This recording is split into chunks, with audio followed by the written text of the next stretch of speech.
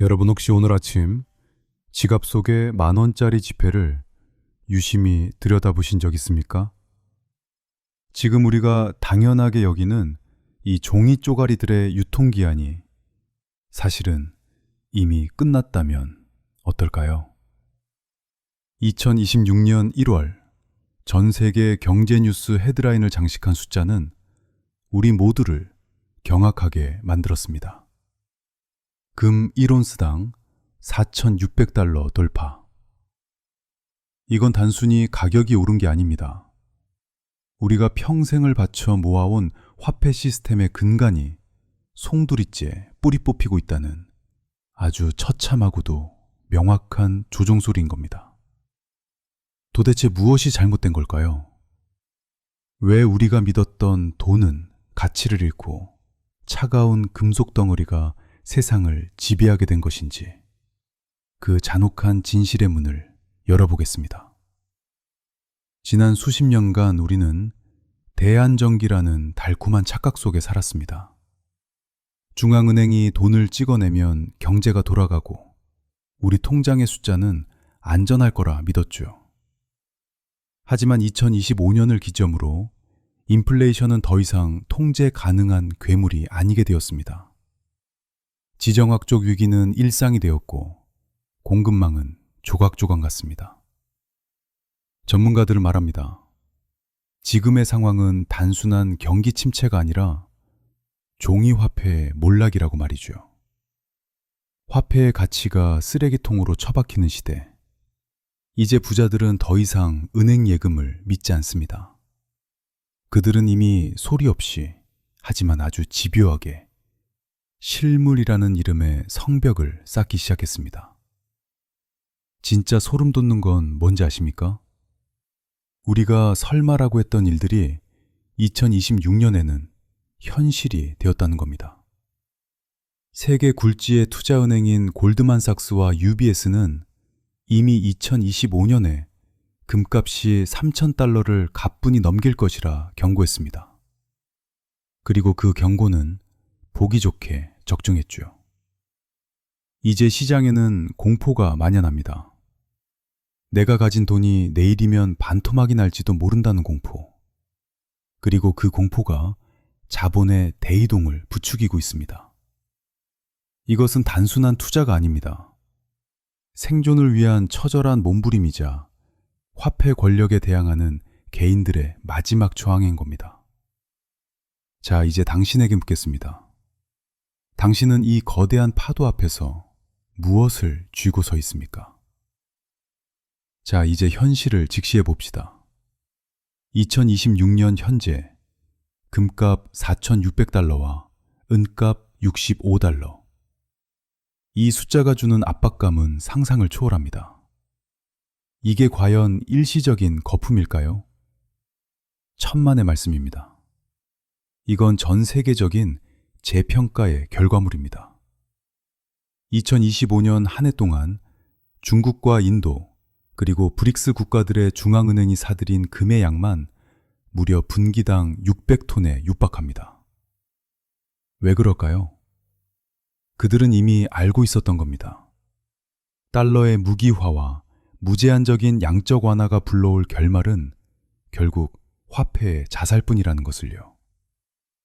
국제통화기금 IMF조차 전 세계 부채 비율이 GDP의 300%를 넘어서며 통제 불능 상태에 빠졌다고 시인했습니다. 즉, 지금의 금값 폭등은 금이 귀해져서가 아니라 당신이 가진 돈의 가치가 처참하게 파괴되었기 때문에 벌어진 향상인 겁니다. 도대체 정부는 왜 이 미친 듯한 화폐 발행을 멈추지 않는 걸까요? 그들이 경제를 몰라서일까요? 아닙니다. 이건 철저하게 계산된 재정 우위, 논리인 겁니다.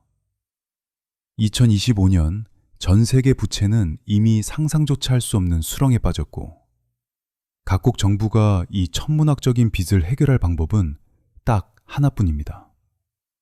바로 인플레이션을 고의로 유발해 화폐 가치를 쓰레기로 만드는 것이죠.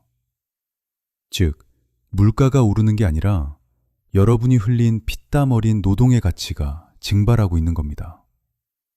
정부는 앉아서 당신의 지갑을 털어 자신들의 부실한 채무를 갚고 있습니다.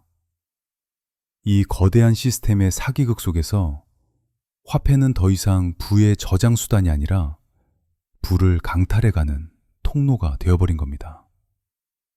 혹시 지금도 은행 예금이 가장 안전하다고 믿고 계십니까? 그 눈먼 믿음이 바로 당신을 영원한 가난으로 몰아넣는 가장 단단한 족쇄가 될 겁니다.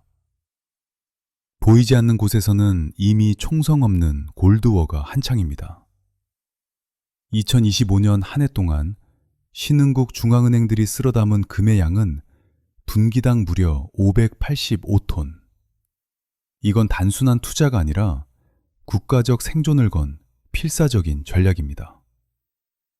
러시아와 우크라이나의 전쟁, 그리고 미중 갈등 속에서 달러가 정치적 제재의 무기로 돌변하는 것을 본 국가들이 큰 충격에 빠졌기 때문입니다. 언제든 동결될 수 있는 디지털 달러 대신 지구상 누구의 통제도 받지 않는 실물 금이라는 요새로 숨어들고 있는 거죠. 특히 중국과 인도의 금 매집 속도는 가히 광기에 가깝습니다. 그들은 달러 패권의 종말을 예견하며 새로운 경제 질서의 화폐로 금을 선택했습니다. 시장의 거물들이 이토록 기를 쓰고 실물을 모으는 이유가 무엇일까요? 거대한 폭풍이 오기 직전 바다 생물들이 먼저 대피하는 것과 같은 이치입니다. 이제 그 폭풍의 그림자가 우리 발밑까지 닥쳐와 있습니다. 은을 단순히 금의 대체제라고만 생각하십니까? 그건 정말 위험하고도 큰 오산입니다. 2026년 현재 은은 이제 귀금속을 넘어 첨단 산업의 심장이자 피가 되었습니다. 태양광 패널부터 전기차, 그리고 5G 기지국까지 은이 들어가지 않는 곳은 단 한 군데도 없죠. 하지만 진짜 충격적인 사실은 따로 있습니다. 전 세계 은 생산량이 무려 5년 연속 수요를 따라가지 못하는 만성적 공급 부족 상태에 빠졌다는 겁니다. 이건 단순한 유행이 아니라 인류 역사상 유례없는 산업적 슈퍼사이클의 서막인 겁니다. 이제 은은 더 이상 사치품이 아닙니다. 국가들이 앞다투어 쟁여두는 가장 강력한 전략 물자인 겁니다. 금보다 변동성은 훨씬 크지만 그만큼 폭발적인 수익률의 잠재력을 품고 있는 시한폭탄 같은 존재, 그것이 바로 은의 민낯입니다. 그런데 말이죠. 이 폭등의 소식을 듣자마자 당장 동네 금은방으로 달려가려는 분들, 잠시 멈추십시오. 여러분이 금은방 문을 여는 그 찰나에 이미 여러분의 돈은 녹아 없어지기 시작합니다. 왜냐고요? 바로 세금과 수수료라는 거대한 덫 때문입니다. 대한민국에서 실물 금을 사는 순간 부가세 10%가 공중으로 날아갑니다. 은은 더 가관이죠. 사고 팔 때의 가격 차이인 스프레드가 무려 30%에 달합니다. 즉, 은값이 30%가 폭등해도 여러분은 본전도 못 건진다는 소리입니다. 이건 투자가 아니라 고열을 짜내는 자선사업일 뿐이죠. 재난을 대비해 실물을 쥐고 있어야 한다는 프레퍼들의 환상은 이 냉혹한 수치 앞에서 처참하게 박살납니다. 실물을 꽉 쥐고 있으면 든든하시다고요? 그 든든함의 대가로 여러분은 이미 자산의 3분의 1을 시장에 갖다 바치고 있는 겁니다. 오해하지 마십시오. 실물 금을 소유하는 것 자체가 틀렸다는 말이 아닙니다. 하지만 그 용도를 명확히 정의해야 합니다. 여러분의 금고 속에 들어있는 그 차가운 금덩어리는 수익을 내기 위한 투자가 아니라 세상이 완전히 무너졌을 때를 대비한 소멸성 보험료인 겁니다. 자동차 보험료를 내면서 사고가 안 났다고 돈 아까워하지 않듯이 실물금의 부가세 10% 역시 최악의 상황에서 내 목숨값을 지키는 비용으로 받아들여야죠. 하지만 진짜 비극은 뭔지 아십니까? 전 재산을 실물로 채우는 순간 여러분의 수익률은 시작하기도 전에 처참한 마이너스의 늪에 빠지게 된다는 겁니다. 시스템이 살아있는 한 실물은 수익률의 무덤이 될 뿐입니다. 전체 자산의 딱 5%에서 10%, 그 정도가 여러분의 하이브리드 요새를 지탱할 최후의 보루여야만 합니다. 그럼 도대체 어떻게 투자를 해야 하느냐? 답은 의외로 아주 가까운 곳에 있습니다. 대한민국 정부가 투자자들을 위해 직접 깔아준 합법적인 조세 피난처. 바로 KRX 금시장입니다. 혹시 아십니까? 여기서 금에 투자하면 양도소득세 0원, 배당소득세 0원, 심지어 금융소득 종합과세 대상에서도 완전히 제외됩니다. 해외 ETF가 22%라는 살인적인 세금을 떼가고 은행의 골드뱅킹이 수익의 15.4%를 홀랑 뜯어갈 때 KRX는 오직 여러분의 수익만을 온전히 지켜주는 겁니다. 이건 단순히 혜택이 아니라 국가가 보증하는 가장 날카롭고 강력한 재테크 무기인 겁니다. 부자들은 이미 이 비밀스러운 통로를 통해 세금 한 푼 내지 않고 부를 불려왔습니다. 남들이 금은방에서 세금 폭탄을 맞고 있을 때 당신은 정부가 열어준 이 고속도로를 타고 부의 추월 차선으로 달려나가야 하는 겁니다. 자, 그렇다면 은은 어떻게 해야 할까요? 은은 금보다 훨씬 무겁고 부피가 큽니다. 1억 원어치 은을 실물로 사면 그 무게만 무려 100kg이 넘죠. 이걸 집에 보관한다고요? 그건 투자가 아니라 고행입니다. 그래서 우리는 은을 투자의 날카로운 창으로 써야 합니다. 바로 미국 시장에 상장된 SIBR 같은 실물 기반 ETF를 통해서 말이죠. 운영 보수는 겨우 0.3% 수준인데다 실물 거래에서 발생하는 그 끔찍한 30%의 손실을 단번에 지워버릴 수 있습니다. 물론 해외 주식이니 양도세 22%가 걱정되시나요? 하지만 냉정하게 계산해 보십시오. 실물을 사는 순간 확정되는 30%의 손실보다 수익이 났을 때만 내는 22%의 세금이 100번, 1000번 이득인 겁니다. 은은 실물이 아닌 디지털의 날개를 달고 날아오를 때 비로소 여러분에게 진정한 수익의 열매를 안겨줄 것입니다. 이제 가장 잔혹한 진실, 수치로 증명해드립니다. 여기 똑같은 1000만 원을 들고 세 사람이 출발선에 섰다고 가정해보죠. 2026년 말 금값이 예상대로 50% 폭등했을 때 결과는 어떻게 될까요? 금은방에서 실물을 산 사람은 부가세와 수수료를 떼고 겨우 300만 원 남짓의 수익을 올립니다.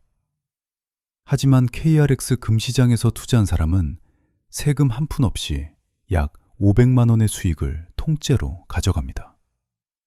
무려 200만 원의 차이. 이게 바로 지식의 격차가 부의 격차로 변하는 순간인 겁니다. 실버 인스티튜트의 2025년 최신 보고서에 따르면 AI 반도체와 태양광 수요로 인해 은의 산업적 가치는 매년 15%씩 복리로 폭증하고 있습니다. 전문가들은 2026년이 은의 역사적 고점을 경신하는 해가 될 것이라 확언하죠. 똑같이 올라도 누구는 500만 원을 벌고 누구는 50만 원만 버는 이 비정한 시장에서 당신은 과연 어느 쪽의 길을 선택하시겠습니까? 2026년 거대한 재평가의 파도는 이미 시작되었습니다. 화폐라는 이름의 낡은 배는 서서히 가라앉고 있고 실물 자산이라는 구명정만이 우리를 살릴 유일한 희망입니다. 하지만 무턱대고 바다로 뛰어들지는 마십시오. 금은 KRX 시장을 통해 90%를 채우고 최악의 시스템 붕괴를 대비한 실물은 딱 10%만 금고에 넣어두는 하이브리드 요새를 구축하십시오. 그리고 은은 SIBR ETF라는 날카로운 창으로 수익률의 정점을 찍으십시오. 부자들은 위기 때 더 큰 부를 쌓습니다. 그건 그들이 운이 좋아서가 아니라 시스템의 빈틈을 파고드는 정확한 설계도를 가졌기 때문입니다. 오늘 제가 드린 이 설계도가 2026년 여러분의 가족을 지키는 가장 단단한 갑옷이 되길 진심으로 바랍니다. 거대한 파도가 덮치는 그날, 당신의 부는 무엇으로 지켜지고 있을까요? 여러분의 선택이 곧 여러분의 미래가 될 것입니다.